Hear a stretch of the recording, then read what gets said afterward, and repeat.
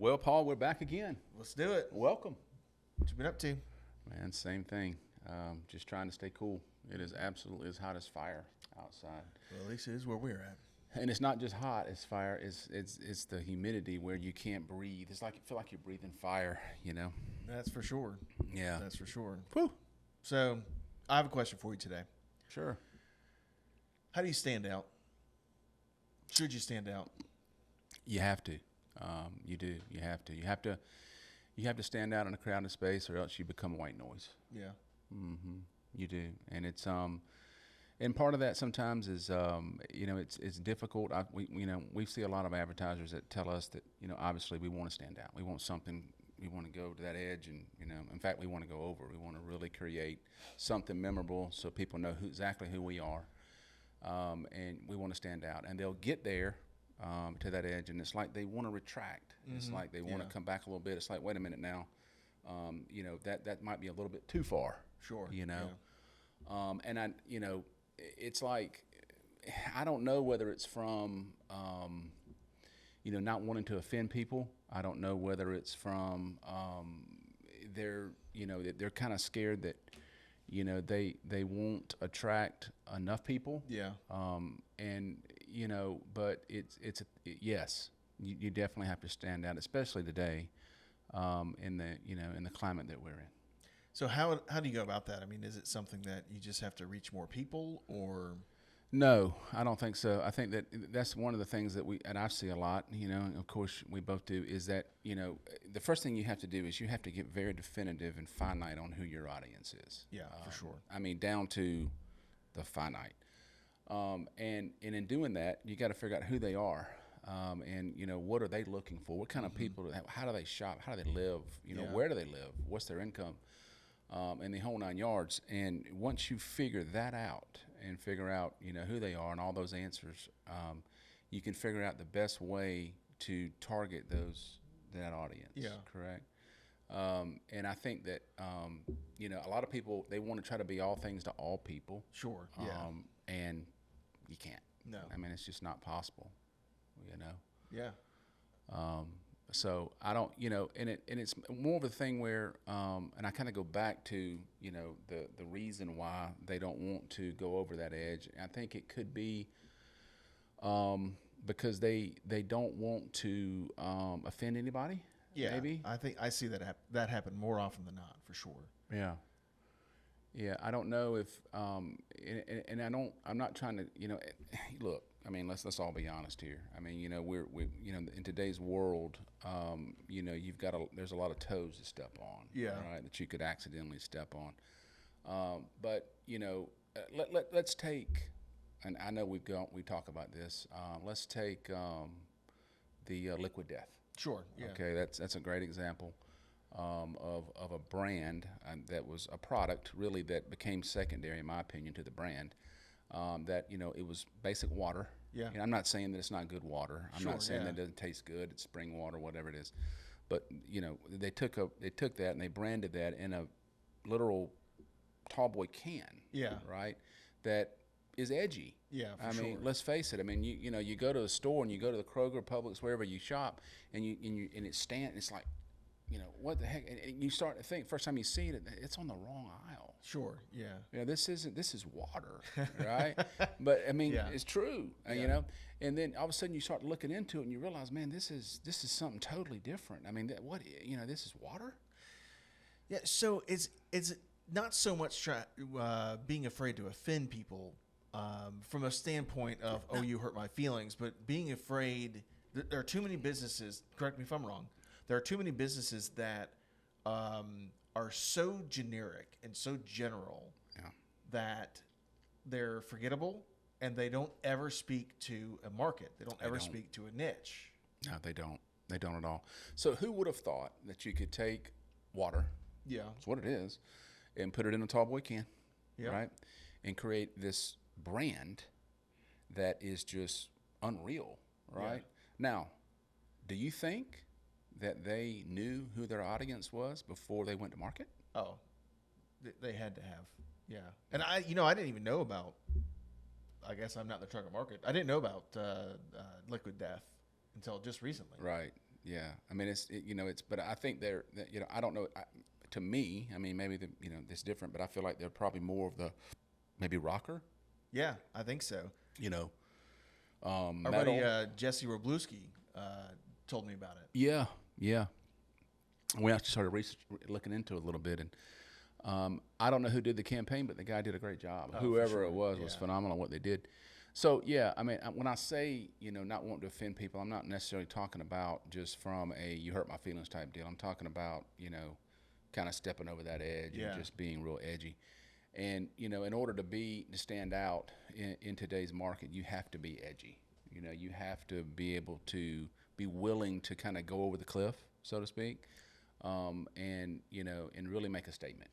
Well, is it edgy or just getting outside of the conventional wisdom comfort zone?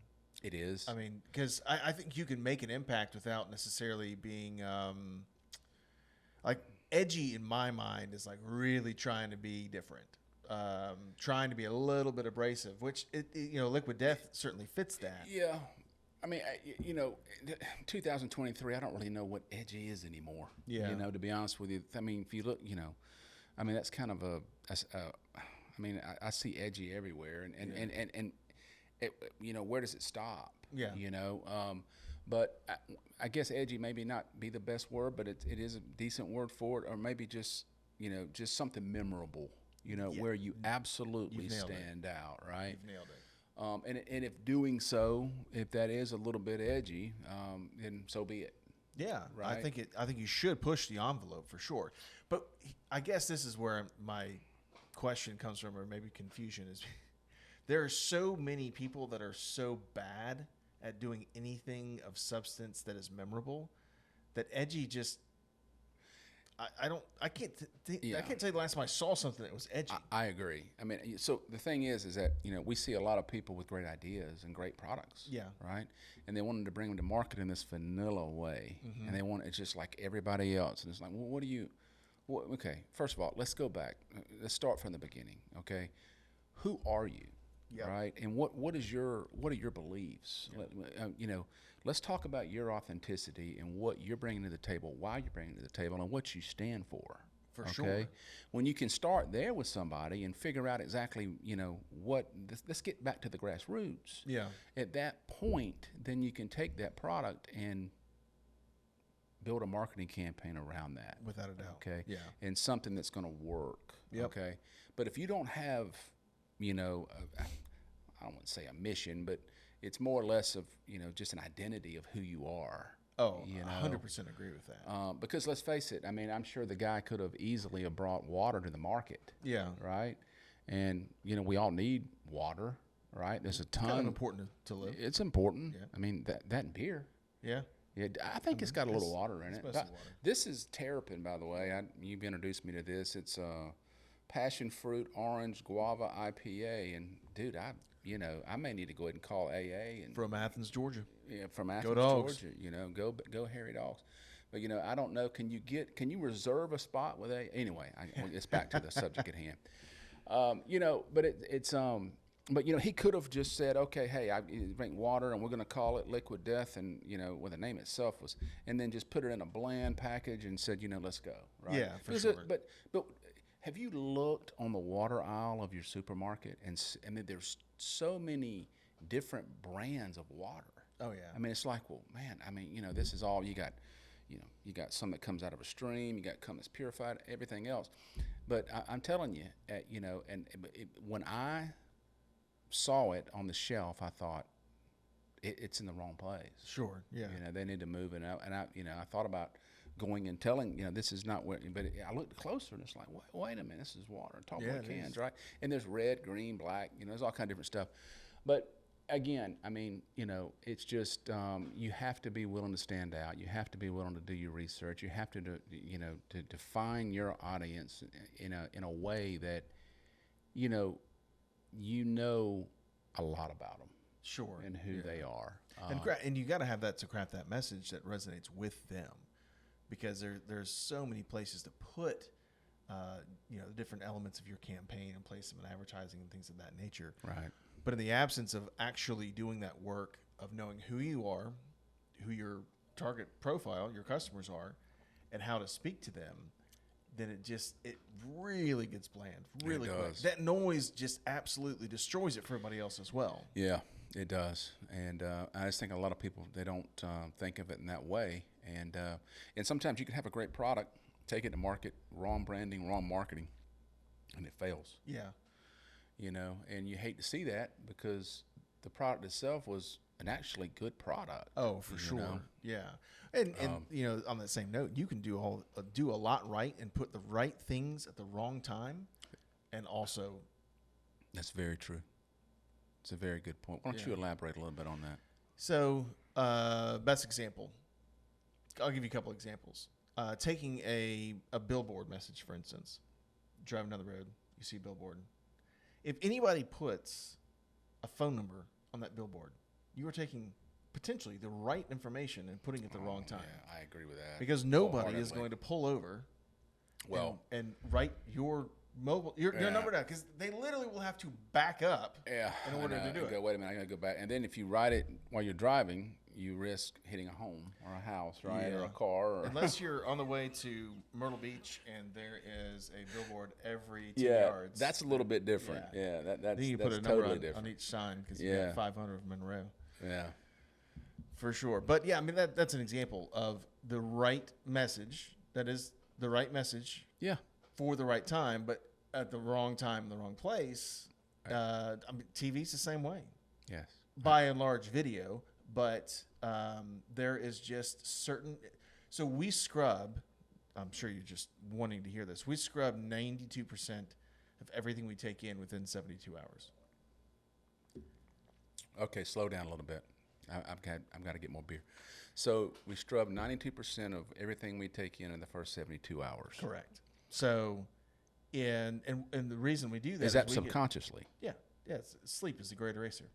So when we do that, we are getting rid of everything we don't need anymore. Like you can't tell me what the weather was like 3 days ago, because you don't need that information anymore. But on the state championship game, you can tell me everything about that, because it was something that was meaningful. Oh, I can. Yeah, and when the national championship game, I can tell you a lot about it. Yeah. Yeah, Sure. So when we're putting the wrong type of information in certain marketing assets and placing them in advertising and things of that nature, we have to be very aware of who our target customer is. Mm-hmm. We have to be bold and create a message that's going to resonate with them at that time. Right. 'Cause if we don't, then they're going to forget us, because they're going to, within 72 hours, they're going to get rid of anything they don't need or have not made a connection with. Mm-hmm. And if you don't make that emotional connection, that relationship, I know I talk a lot about that, but that's how you've got to make it in that 8%, or else you're going to be part of that just noise of bad marketing. Yeah, I wasn't aware of the you know, I didn't know those numbers. You know, that's interesting. I mean, it may not be exactly 92% where they say 80% of statistics are made up. Right. But, Well, I mean, it makes sense. I mean, you know, and it just furthers the argument of you know, standing out. Yeah. You know.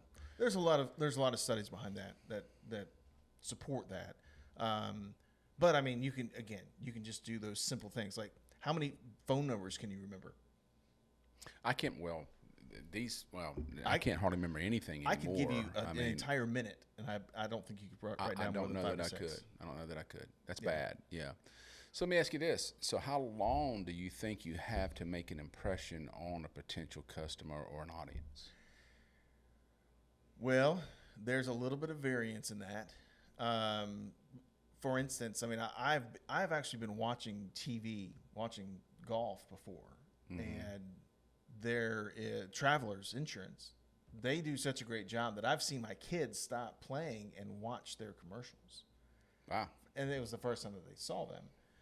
So how long it takes in order to make an impression depends on how well you have done your homework. Well, let me start over. How long do you think it takes to grab someone's attention? So in other words, okay, so let's say that somebody's reading something, watching something, that first initial 8 seconds? Yeah, I think it's probably in that ballpark. 6 and I to think 10. there's a lot of there's also a lot of studies that have shown that out as well. Right. But if you catch them, I've also heard this. It's like, well, how long does something need to be? Like, a video, for instance. Man, I've watched 5-minute pre-roll videos Mm-hmm. or longer on YouTube, and the pre-roll videos were almost better than the video I went to watch. Yeah. Yeah. So it's not. I mean, there is. So it's some- not the duration necessarily. No, It's a it's the content. quality. It's the quality. Yeah, of what you're watching. Have you done your yeah. homework? And to some degree, like, yes, the production value, the production quality, Yeah. but also it's the structure of the message. Is it relevant to who you're speaking to? Sure. And if you're trying to speak to everybody, going back to Yeah, when we yeah. started this conversation. I mean, look, yeah. I mean, there's only a few things in this world that I think that everybody uses, right? Needs. One's water. We Yep. gotta have that. Food. You know, you've got to buy Yep. food. Now, with that, you know, I'm talking from a supermarket. Sure, Okay. Now, restaurants are totally different. You know, light bulbs. Yep. Right. I mean, unless you don't have a place for a light bulb, Sure, you know, yeah. you're homeless.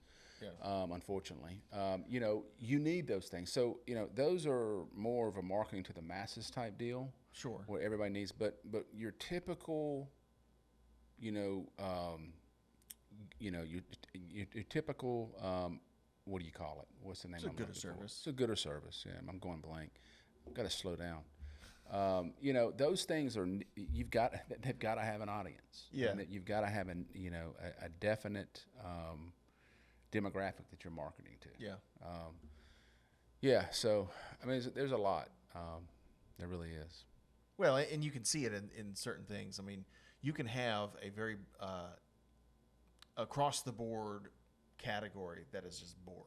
Mm-hmm. But then you can have somebody in that category that actually takes the time to be creative, to be bold enough to stand out, Yeah. to be a little bit edgy, and that edginess doesn't have to carry a negative connotation. No, I'm not. No, not at all. But you know, it's but- more of a, just not being afraid to be different. How about Yeah. that? Maybe that's the way to put it. And I mentioned my our buddy Jesse earlier. He does that exceptionally well. Is he actually makes boring stuff interesting? Yeah, I think 'Cause there's it's plenty of mostly boring with, stuff that we use, isn't right? it comic books or something along those lines? Doesn't he incorporate He's that? got the supervillain. Supervillains. Okay, Supervillains, there we yeah, go. yeah. Okay. But I mean that's it. Doesn't matter what market you're in, what category you're in. If you do your homework, Mm-hmm. if you take the time to be a little bit creative, and this is really where outside help can be very helpful. I mean, Absolutely. Yeah. get somebody to help you do some brainstorming Right. and get some really good ideas, and Yeah. then you can execute those ideas Yeah. with their help or with someone else's help. But you got to start. You've got to stand out. And Yeah, and you know, be- advertising and marketing has changed so much. If you actually go and look at the years ago, when you look at the old car ads and anything really from the 70s, 80s, even 90s for that matter, it's just, you know, back then you could be more bland, Sure, yeah. maybe is the word, and still be effective because the choices were much more limited. Yeah, Okay. I mean, Yeah. I mean, you got plenty of choices now. now you got so many choices, and you know, and it's just, and it's on any given product for the most part. Well, okay? and we talk about the choices. That's really from the business side, but you have so much more exposure from the consumer side. you do. They're exposed to so many more platforms.